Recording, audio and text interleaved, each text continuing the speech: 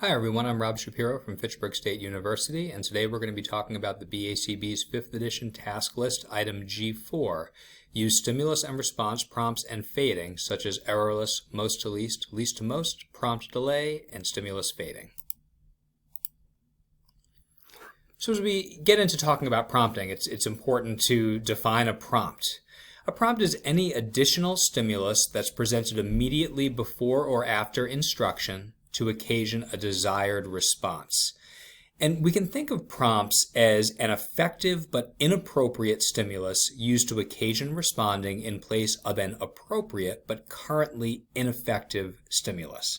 There's a decent amount to unpack in that definition, but we can essentially think about it. If we have a situation where we have some stimulus that we would like to acquire stimulus control over some behavior, but it's not right now. Okay, that stimulus that we have would be the appropriate stimulus that we want to acquire stimulus control, but it's currently ineffective. It doesn't have that stimulus control right now.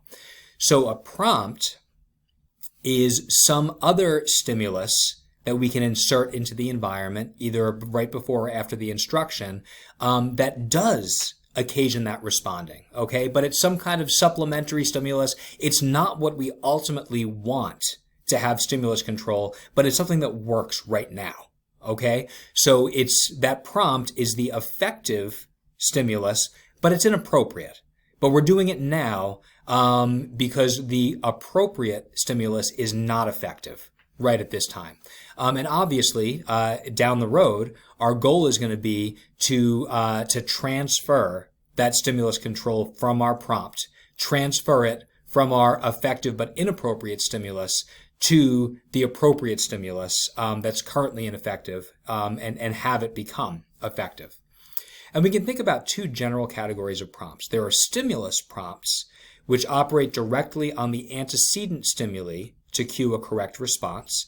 And we also have response prompts, which operate directly on the response to occasion a correct response. So basically, where is the prompt operating on? Is it operating on the stimulus that's presented, or is it operating directly on the response that we're looking to see?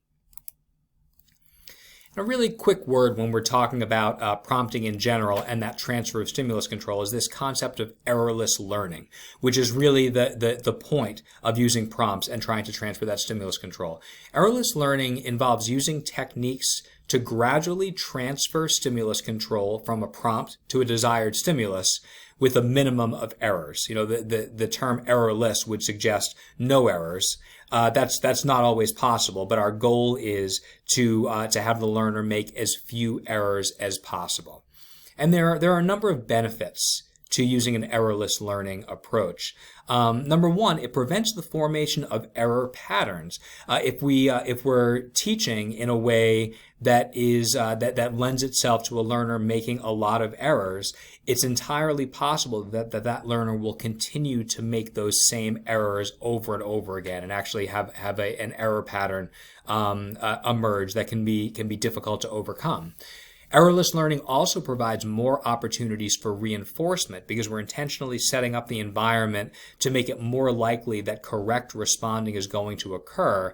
That gives us many more opportunities to provide reinforcement for that correct response. And in a related matter, it can be less aversive. If we have less errors taking place, there's more reinforcement being provided during learning. There's less correction that's having to be provided. There's less extinction, someone responding and not getting reinforcement. So in general, an errorless learning approach can be less aversive than other approaches. So going back to our different kinds of prompts, in terms of stimulus prompts, these are prompts that act on the antecedent stimuli to occasion correct responding. There are generally three types of stimulus prompts. There are movement prompts, position prompts, and redundancy prompts. A movement prompt can include things like pointing to, touching, tapping, or looking at the stimulus to be selected. Okay, so just doing something essentially that that draws attention, which can be as overt as, hey, I'm pointing at what I want the learner to touch. If I've got a field of three and a field of three letters, let's say, and I want them to touch A, and I say touch A, and I point to the A or I tap on the A. Okay, that's a movement prompt. It's important to note that there's that or looking at the stimulus to be selected. So we have to be careful that we're not accidentally prompting someone by looking at what we want them to touch if we're doing that, right? The second kind of stimulus prompt is a position prompt, which could be placing the stimulus that is to be selected closer to or in a more prominent position relative to the learner. So in this case, if we're looking for the learner to touch A and we have A, B, and C, we might actually have A be a little bit closer to the learner. Okay, or for starters, it might be a lot closer. So it's just easier to touch. It's easier to get to. That would be the use of a position prompt. Or we could use redundancy prompts, which would be pairing a stimulus dimension such as size, shape, or color with the stimulus that is to be selected. So maybe in my field of three, I'm saying touch A, and the A is twice as big as the B and the C.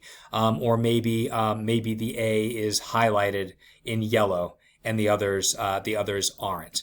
So those are all different kinds of stimulus prompts that we could use in an errorless learning approach to promote correct responding. But now for the errorless learning piece, once we've established some control using stimulus prompts, which again are those effective but inappropriate stimuli, we need to think about transfer of stimulus control. With any prompt, the goal is to fade so the appropriate stimulus becomes effective and replaces the inappropriate stimulus to occasion responding. And in general, there are two ways to achieve this transfer of stimulus control with stimulus prompts. And we can do that through either stimulus fading or stimulus shape transformations. Stimulus fading is the one that's going to be used far more frequently. And in this one, the highlighted or exaggerated dimension is faded gradually in or out. So if we think about the three examples that we had earlier with the A, B, and C, and let's say that we were tapping on the A, we're saying touch A and we would tap on it. Maybe we go from tapping on it to pointing to it, and then to pointing from farther away, and then just to looking at it, and then eventually not doing anything. That could be a way to fade that.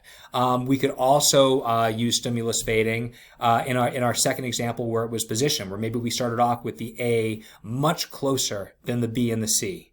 But then once they're reliably touching A, we start to make the A only a little bit closer than the B or C, and then a little bit less until eventually they're all in a line and none is closer than the other. That would be a way of transferring that stimulus control. And the third example, if we had the A twice as big, we could start to make it a little bit smaller. So it's still bigger, but not quite as big, and then just a little bit bigger, and then eventually the same size.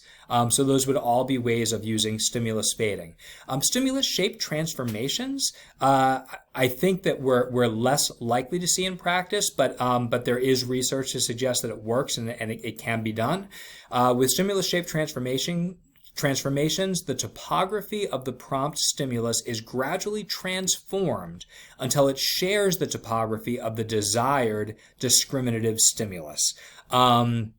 So let's say, for example, we had our A, B, and C, and we were looking for the learner to touch A. Maybe we start off with, instead of it actually being A, maybe it's a picture of an apple, like a line drawing of an apple. Okay? Once we reliably have the learner touching that, then maybe we start to change the shape of the apple so it's a little bit more pointy going up to the top. And maybe the bottom of the apple starts to be open a little bit, so it starts to look a little bit more like an A. And over the course of time, we make it look more and more like an A until it is an A, and then that's what the learner is touching. So we can transfer stimulus control with stimulus prompts using stimulus shape transformations, or much more commonly, using some form of stimulus fading. Now, response prompts are the other kinds of prompts, and these, as opposed to stimulus prompts, which operate on the antecedent stimulus, response prompts operate directly on the response. to occasion correct responding. And there are generally three categories of response prompts. There are verbal response prompts, which is just providing verbal instruction to occasion the desired behavior, essentially telling the learner what you want them to do.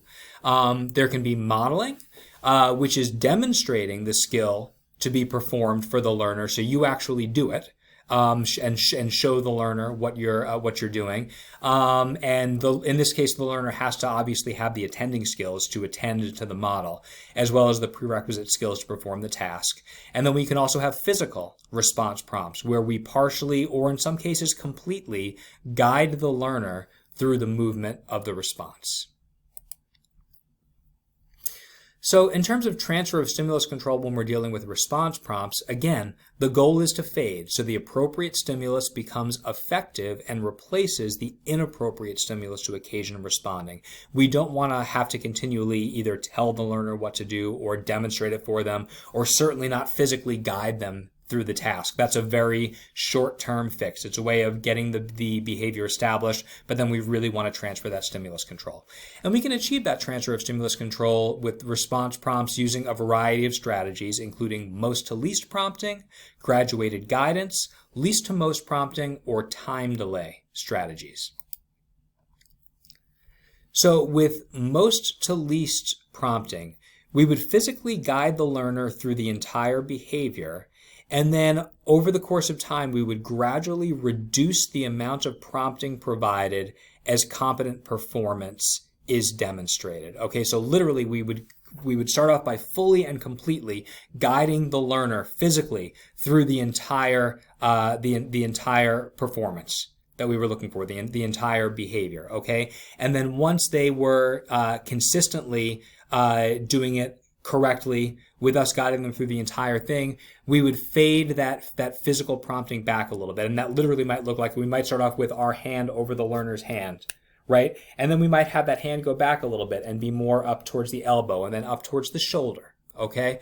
As the learner demonstrates successful performance. That's got the benefit in that it's very much errorless, because you're guiding the learner all the way through the task until they're demonstrating competent performance and only then starting to fade. It can also be really time consuming, and for some learners it can be somewhat aversive to have someone doing that hand over hand stuff, so you do have to be careful with that.